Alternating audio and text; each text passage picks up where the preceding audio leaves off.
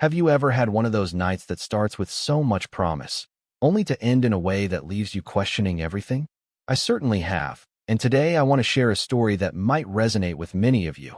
A story about friendship, unspoken expectations, and the sometimes painful process of recognizing boundaries.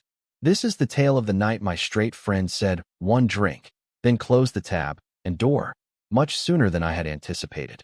Before I dive into the details, let me introduce the key players in this little drama. There's me, someone who tends to wear their heart on their sleeve, perhaps a bit too trusting and eager to form deep connections. And then there's Alex, my straight friend who I've known for about 2 years. We met through mutual friends at a house party, bonded over our shared love of obscure indie bands and terrible sci-fi movies, and quickly developed what I thought was a solid friendship. Over the next few minutes, I'll take you through the events of that evening, what happened, why it affected me so deeply, and what I eventually learned from the experience. It's a story about misinterpreted signals, the different ways people view friendship, and ultimately, learning to respect both your own feelings and the boundaries of others. The night in question happened last summer at this trendy new gastropub downtown called the Copper Kettle. It wasn't our usual hangout spot. We typically met at casual dive bars or coffee shops, but Alex had suggested trying somewhere new. The place had this warm, amber lighting, exposed brick walls, and these incredibly comfortable leather booths that made you want to sink in and stay a while. The music was just loud enough to create atmosphere, but quiet enough that you could actually have a conversation without shouting. It felt intimate, special even, which in retrospect probably contributed to my misreading of the situation. As for why we were meeting, it had been Alex's suggestion. "Let's catch up, just the two of us," the text had read. It's been too long. And it had been nearly a month since we'd seen each other one-on-one. Usually, we hung out in group settings, surrounded by our mutual friends, where conversations stayed light and general. The prospect of some quality time together, just us, felt like a step toward a deeper friendship, which I was genuinely excited about. Our relationship up until then had been friendly, but somewhat surface level. We'd share memes, talk about movies, complain about work, the usual stuff. But there were moments when the conversation would drift towards something more meaningful, only for Alex to skillfully steer it back to safer territory. I'd noticed this pattern, but hadn't thought too much about it. After all, not everyone is comfortable with emotional vulnerability, right? When I arrived at the Copper Kettle that evening, Alex was already there, having secured one of those coveted corner booths. The smile that greeted me was warm and genuine, and I immediately felt that familiar sense of ease that comes from being around someone you connect with. "I already ordered us some of their famous pretzel bites," Alex said as I slid into the booth. "And the first round's on me." I said one drink, but I meant one good drink. We both laughed, and I remember thinking how perfect this evening was going to be. The initial conversation flowed effortlessly. We talked about a concert we'd both attended separately the previous weekend, debated whether the new season of that show we both watched had jumped the shark, and swapped stories about ridiculous customer interactions. Alex works in retail, I'm in customer service. There was this moment where we both reached for the last pretzel bite at the same time, our fingers brushing against each other, and we fell into a fit of laughter over our synchronized movement.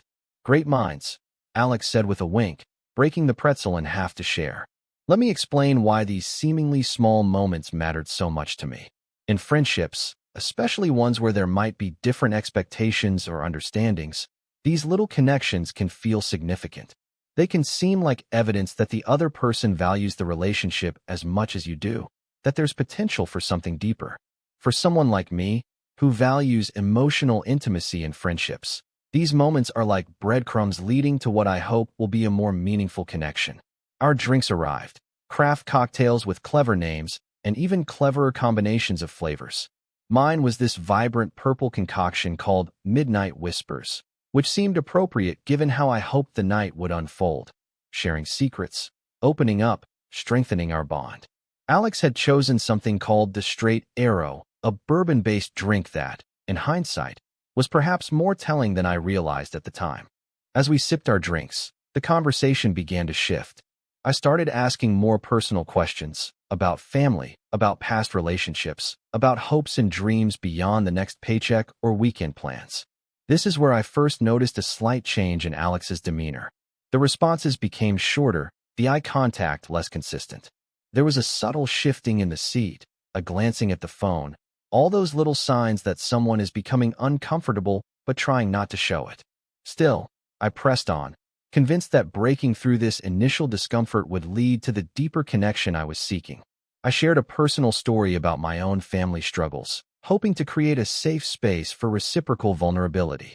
"That sounds really tough," Alex said, with what seemed like genuine sympathy, but then immediately followed with, "Hey, did you see that new trailer for the sequel to that movie we liked?" The deflection was obvious, but I didn't want to acknowledge it. Instead, I went along with the subject change, telling myself that maybe the timing wasn't right, that we had the whole evening ahead of us.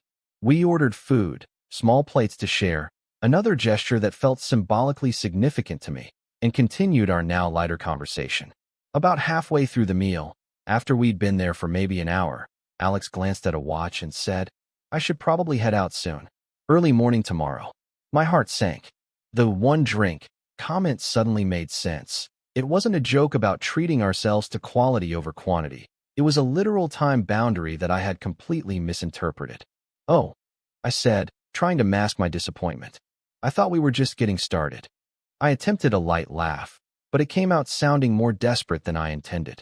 Alex looked genuinely apologetic. "I'm sorry, I should have been clearer. I really do have an early meeting tomorrow. This was fun, though." And then came the moment that gave this story its title. Alex signaled the server for the check, paid for both our drinks and the food we'd shared, effectively closing the tab before I could even offer to split it. It felt final, like the closing of a door on the evening I had imagined. As we walked out of the bar together, there was this awkward moment on the sidewalk. In my mind, I had pictured us continuing the conversation during a leisurely stroll, maybe finding another spot for a nightcap, or at the very least, having one of those long goodbye conversations that good friends have when they don't want the night to end. Instead, Alex gave me a quick side hug, said, "Let's do this again soon," and was gone before I could process what had happened. I stood there on the sidewalk, watching Alex walk away, feeling a confusing mix of emotions. Rejection, certainly, but also embarrassment at having so completely misread the situation. Had I been too intense? Too personal? Had I crossed some invisible line that I wasn't aware of? Or was this simply a case of different expectations for the evening? Mine involving deep conversation and connection, Alex's involving a quick catch-up before an early night? The walk home gave me plenty of time to replay the evening in my head, analyzing every interaction, every response, every subtle shift in body language. And as I did, I began to realize something important. This wasn't about me being too much or Alex being too closed off. It was about different friendship styles and the importance of clear communication about expectations and boundaries. You see, I'm the kind of person who craves depth in my relationships. I want to know the real you, not just the surface-level version that gets presented to the world. I find value in vulnerability, in sharing the messy parts of ourselves. But not everyone approaches friendship this way, and that doesn't make their approach wrong, just different. For some people, friendship is primarily about shared activities and enjoyable company. It's about having someone to watch the game with, to grab a beer with after work, to text funny memes to. The emotional intimacy that I seek might feel invasive or unnecessary to them, and that's completely valid. The days following that night were difficult. I found myself overthinking every interaction I'd ever had with Alex, questioning whether our friendship had ever been what I thought it was. I drafted and deleted numerous texts. Everything from casual, "had a great time," messages to more direct questions about whether I'd made things awkward. In the end, I said nothing, choosing instead to give both Alex and myself some space to process. About a week later, I received a text from Alex inviting me to a group hangout at our usual dive bar. No mention of our one-on-one evening, no acknowledgement of any awkwardness, just a casual invitation as if nothing had changed. And perhaps, from Alex's perspective, nothing had. Our friendship was exactly what it had always been, casual, fun, and firmly within certain boundaries. I decided to go to that group hangout, and I'm glad I did. Seeing Alex in our usual context helped me understand something crucial. The problem wasn't that our friendship wasn't real or valuable. It was that I had been trying to shape it into something it wasn't meant to be. Alex was a great friend in many ways, reliable, funny, supportive within certain parameters, just not the kind of deeply connected confidant I had been seeking. This realization was both liberating and a little sad. Liberating because it freed me from taking the closed tab and door personally, and sad because it meant accepting the limitations of this particular relationship. But it also taught me something incredibly valuable about friendship in general: the importance of meeting people where they are, not where you want them to be. In the months since that night, my friendship with Alex has actually improved. Why? Because I've adjusted my expectations. I no longer look to this particular relationship for the kind of emotional depth I crave. Instead, I appreciate it for what it is: a fun, lighthearted connection based on shared interests and enjoyable company. And I've focused on nurturing other friendships that naturally lend themselves to the kind of vulnerability and intimacy that fulfills that other need. Let me explain why this matters beyond just my personal experience. So many friendships, especially cross-orientation friendships, but really any kind, suffer from misaligned expectations. We project onto others what we want from them, rather than seeing clearly what they're actually offering. And when reality doesn't match our expectations, we feel hurt and rejected, even when the other person hasn't actually done anything wrong. Learning to recognize and respect different friendship styles is crucial for healthy relationships of all kinds. Some people are naturally more guarded, more private, more comfortable keeping things light. Others crave depth and emotional intimacy in all their connections. Most of us fall somewhere on a spectrum, wanting different levels of closeness with different people in our lives. The key is communication, being clear about your own needs and boundaries, and being receptive when others express theirs. In retrospect, I wish I had been more direct with Alex from the beginning.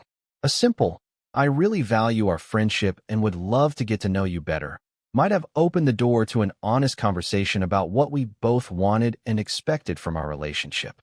Similarly, Alex could have been clearer about the one drink boundary, not just the literal meaning of having a single beverage, but the implied time and emotional limits of the evening.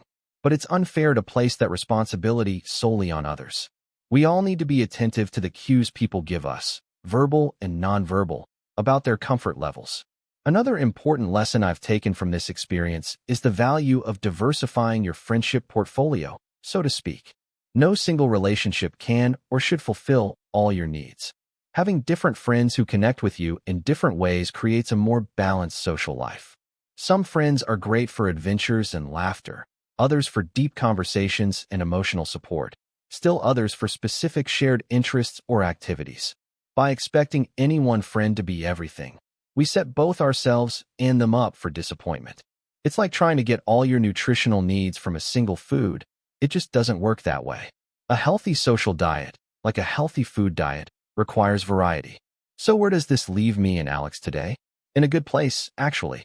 We still hang out, usually in groups, but occasionally one-on-one for specific activities like catching a movie or trying a new restaurant. Our conversations stay mostly in the realm of shared interests and day-to-day life, and that's okay. I've learned to appreciate the friendship for what it is, not what I initially wanted it to be. And those needs for deeper connection? I've found other relationships where that kind of vulnerability comes more naturally, where both parties are comfortable diving below the surface. These friendships fulfill a different, but equally important role in my life. If you're listening to this and recognizing yourself in my story, either as someone who's felt the sting of a closed tab and door, or as someone who's inadvertently been the Alex in someone else's story, I hope you'll take away this message. There's no single right way to be a friend. The beauty of human connection lies in its diversity, in the unique dynamics that develop between different combinations of people. What matters is honesty, with yourself about what you need and want from your relationships, and with others about what you can and cannot offer them. Sometimes that means having difficult conversations.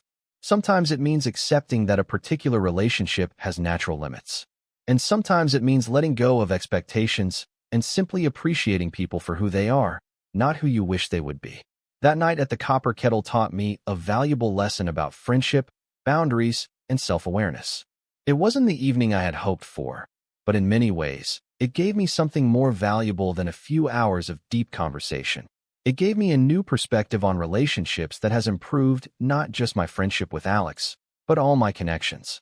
So the next time you find yourself in a situation where someone closes the tab and door sooner than you expected, try not to take it as rejection.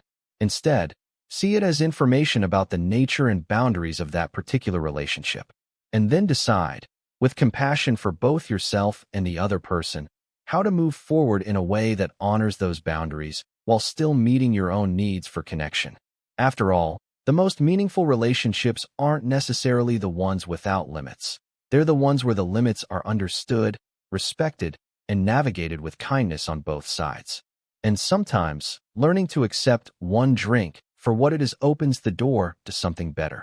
Authentic friendship based on mutual understanding rather than wishful thinking. Total _char_count, 13,845.